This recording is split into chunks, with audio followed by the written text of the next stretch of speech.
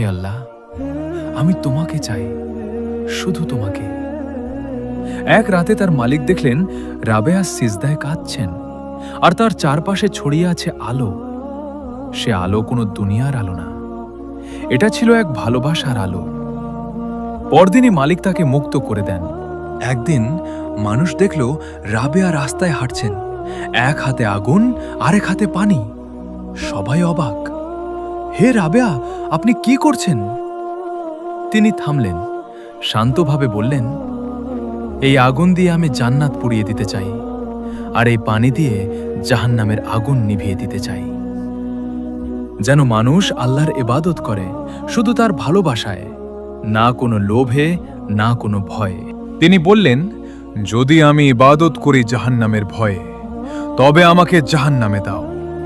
যদি করি জান্নাতের লোভে, তবে আমাকে জান্নাত থেকে বঞ্চিত করো।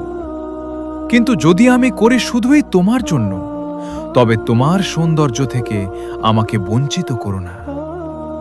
নীরব হয়ে যায় চারপাশ।